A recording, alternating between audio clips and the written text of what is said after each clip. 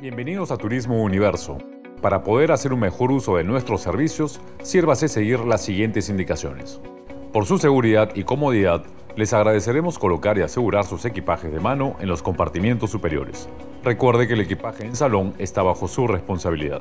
En cada asiento, usted encontrará un cinturón de seguridad, el cual deberá mantener abrochado durante todo el viaje. Para abrocharlo, inserte la punta de metal en el seguro y ajuste a su cintura.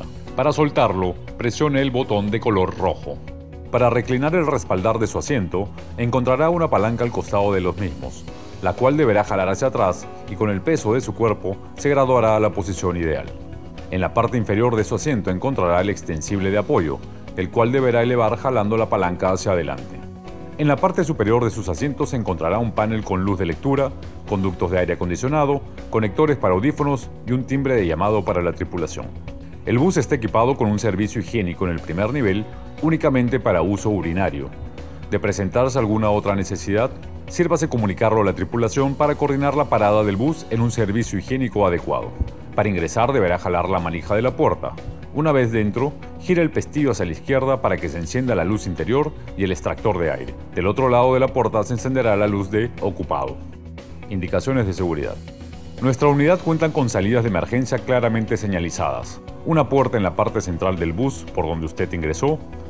Ventanas de emergencia en ambos niveles con sistemas manuales ubicados cerca de los marcos de las ventanas, los cuales deberá usar en caso de emergencia para romper los cristales y realizar una evacuación. Y en la parte superior del bus contamos con 2 escotillas. Por su seguridad, les recomendamos mantener las cortinas cerradas durante la noche.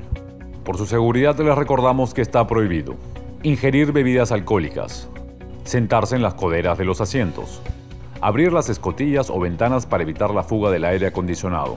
Y según la ley 25357, está prohibido fumar en lugares públicos cerrados como este. Asimismo, está prohibido transportar mascotas en el salón del bus, equipajes grandes, armas de fuego, líquidos inflamables y objetos punzocortantes. Del mismo modo, está prohibido el embarque o desembarque de pasajeros durante el viaje. Nuestros buses están monitoreados vía GPS y tienen una velocidad máxima de 90 km/h durante todo el recorrido. Turismo Universo agradece su preferencia y les desea un feliz viaje.